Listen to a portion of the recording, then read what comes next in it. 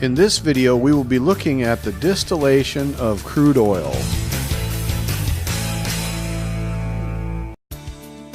One of the most important processes at an oil refinery is distillation.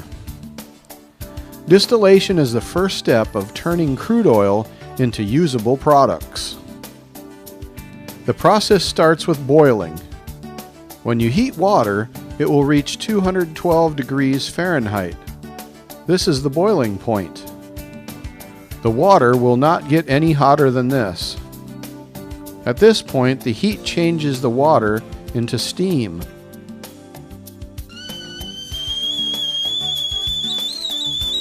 Turning liquid into vapor. When the steam drops below the boiling point, it turns back into water. You can see it condensing on the lid. All liquids have their own boiling point. The size and shape of the molecules determine the boiling point. The larger the molecules, the higher the boiling point. The smaller the molecules, the lower the boiling point. Here we have two different liquids. One liquid is made up of small molecules, and the other is made up of large molecules. If we mix the two together, we can separate them after they are mixed. One way of doing this is by distillation. If we heat the liquids inside the tube until they are vaporized, then feed the mixed vapors to a column where they are cooled. Near the bottom of the column, the vapors are cooled to just below the boiling point of the heavy liquid. It will condense here and can be drawn off. But it's too hot for the light liquid to condense, so it rises further up the column where it is cooled sufficiently to condense.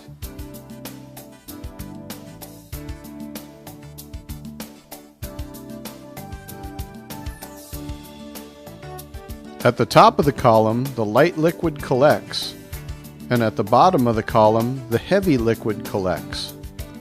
The light liquid will contain a small amount of the heavy, and vice versa. But these amounts are small because the boiling points are far apart. Here we have an example of a fractionating column that is used for instructional purposes. It has a heater or boiler on the bottom that is used to heat a mixture of water and ethanol. As we move up the column, we can see the different trays. Most of them are a sieve type tray, but the second one up is a bubble cap tray. After the heater is turned on, we can see the vapors condensing on the first tray as the liquid begins to heat. After a while, as more of the liquid is evaporated, we can see it start to condense on the other trays. Once the process has been running a while, enough liquid condenses on the bubble cap tray so we can see how the bubble caps function in the process. The holes in the sieve type trays allow the vapor to pass through, and the pressure of the vapor passing through the tray keeps the liquid on the tray. But as we lower the temperature of the boiler, there is not enough vapor passing through the holes on the tray, so the liquid will start weeping back down through the holes on the tray. This shows us how the vapors and liquids react in a fractionating column.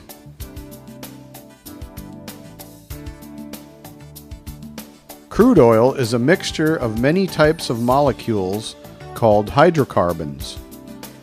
There are thousands of them, and their boiling points are so close together it would be nearly impossible to separate them individually, but this is not necessary.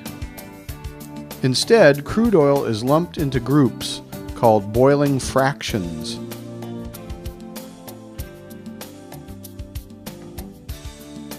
Each one covering a range of boiling points. Think of crude oil as a bunch of shuffled up playing cards. The gasoline is the 4s. The turbine fuel is the 6s.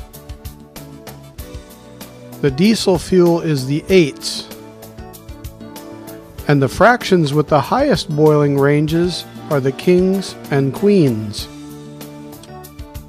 The separation takes place in fractionating columns. To separate all of them requires 2 stages: crude distillation and vacuum distillation. Crude oil is pumped from storage tanks to a furnace where it is heated, but it is only heated enough to vaporize some of it. When it gets to the column, it is a mixture of vapors and liquids. Once inside, they separate.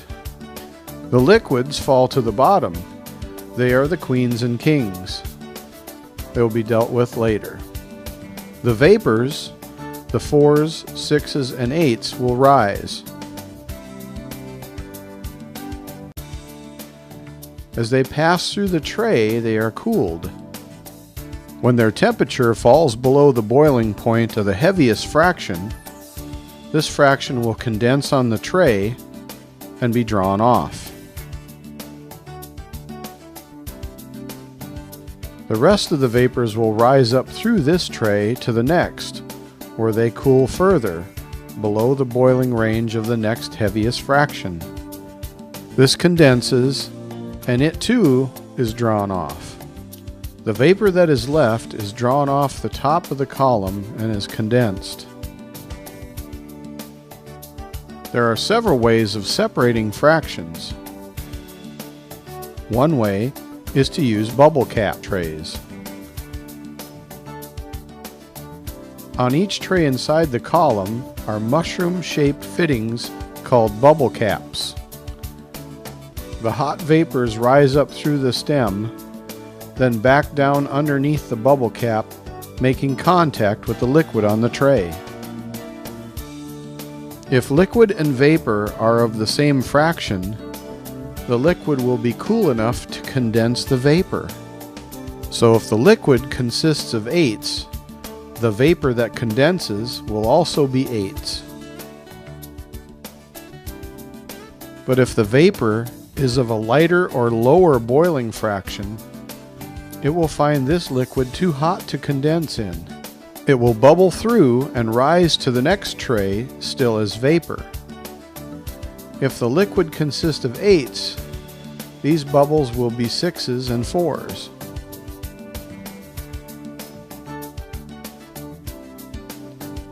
In practice, however, the vapors are so closely intermingled they never separate completely the first time. Some of the vapor that belongs on this tray is carried through to the lighter vapors and to the tray above. Here it condenses, but now it's on the wrong tray. To return it to where it belongs, a steady stream of liquid is overflowed to the tray below. Since this tray is hotter, the 6s that come down are re-vaporized and again rise to the next tray. But it is the right temperature for the 8s, and this time they stay condensed. This type of mixing and separating goes on all the time until all the fractions are sorted out, liquids falling and vapors rising all the way to the top. At the top of the column where it is coolest, and only the lightest fraction is left, the 4s, this vapor is condensed but still contains stray 6s.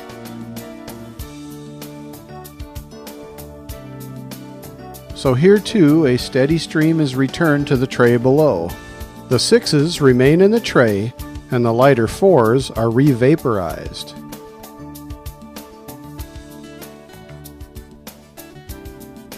Only 2 trays have been shown here, each tray separating one fraction. But in practice, several trays are needed to separate each fraction efficiently. An actual crude distillation column may contain more than 50 trays. The top fraction goes to make gasoline, the next one down, turbine fuel, the next diesel fuel and home heating oil. The liquid settles to the bottom as residue, but it still contains other useful products. The fractions in the residue boil at very high temperatures, some more than 1,000 degrees. At these temperatures, the molecules will crack apart before the fractions boil. To prevent this, they must be made to boil at lower temperatures by vacuum distillation. When a liquid is heated, the pressure of its vapor increases. This pressure pushes against the pressure of the atmosphere. When the vapor pressure is high enough to overcome the atmospheric pressure, the liquid boils. But the atmospheric pressure on the liquid can be reduced by pumping out some of the air and creating a partial vacuum in the flask. Here, the pressure has been reduced enough to make the liquid boil at room temperature.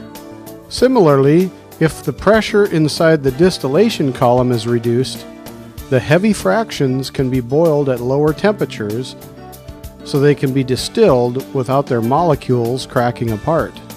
From the vapor entering the vacuum distillation unit come more products. The lighter fractions go to the cat cracker. From the next fraction come wax and lubricating oil. The heaviest fraction remains a liquid and is withdrawn into processing for industrial fuel oil and asphalt. For one thing, the gasoline that is distilled directly from crude oil, called straight-run gasoline, by itself is not high enough octane for the modern vehicle. When enough gasoline, turbine fuel, and diesel fuel have been distilled, a lot of heavy fuel oil is produced as well.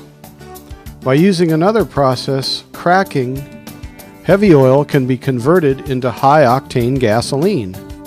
Heavy oil is made up of molecules that can be represented like this. When heated to very high temperatures, their movements become violent. Eventually, they shake apart or crack. In cracking into smaller molecules, most of them change their shapes and take on new properties. Most important of these properties is a higher octane gasoline. This reshaping process depends on a substance called a catalyst. The catalyst is any substance that stimulates a chemical reaction without itself being affected by it. Hundreds of substances do this, some more complex, some more simple, like these pieces of copper. This demonstration shows how they work. These two liquids normally react very slowly when they are mixed together.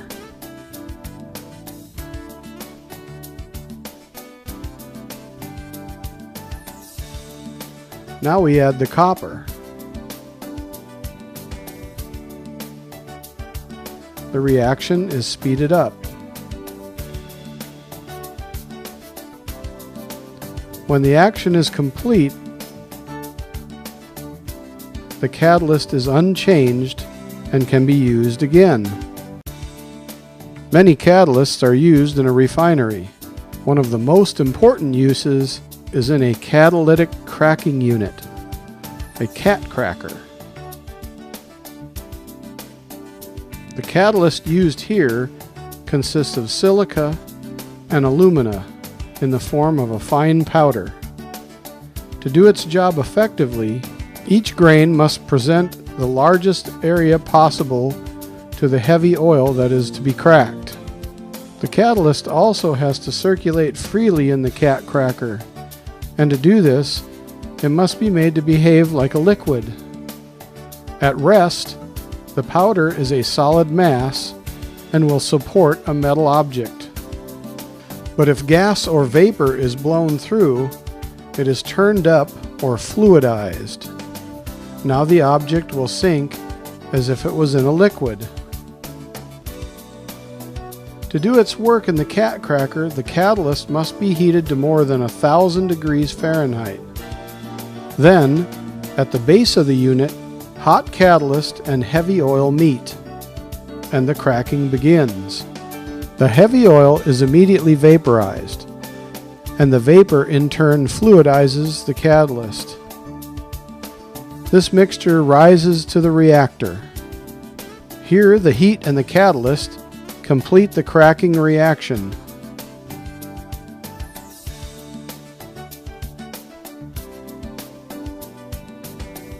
Before long, however, carbon forms on the catalyst, clogging the openings.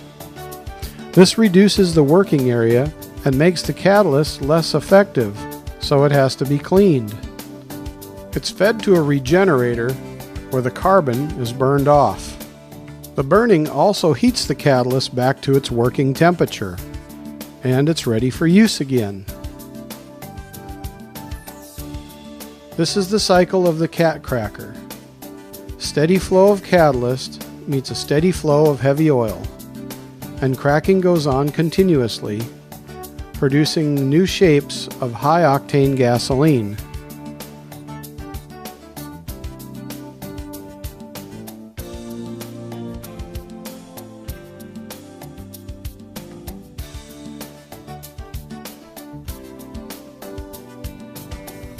Besides gasoline, cracking produces petroleum gases and diesel fuel.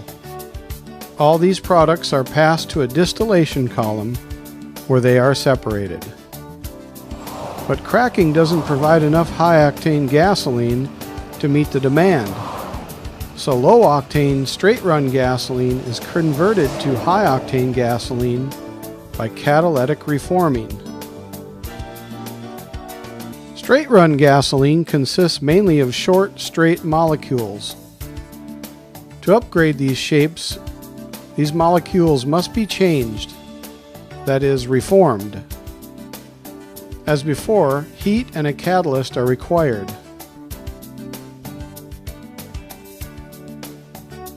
And again, high-octane gasoline is produced. The catalytic reformer uses platinum as a catalyst.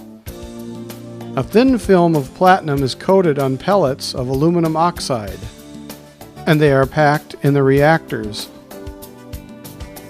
But reforming requires a lot of heat, and the process has to be done in 3 or more stages. The straight-run gasoline is heated to more than 900 degrees and fed into the first reactor as vapor.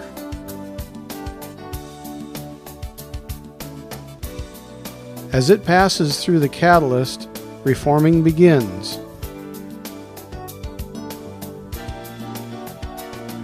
But so much heat is absorbed by the reaction that it stops before reforming is complete.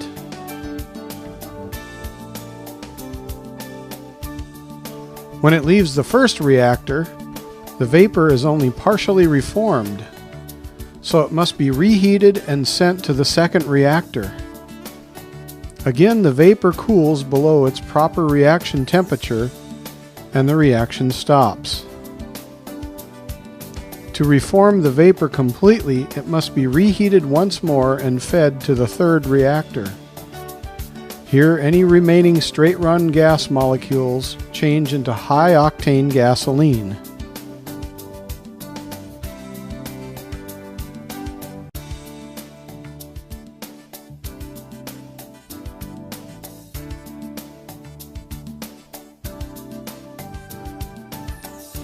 During most of these reactions, a lot of hydrogen is released.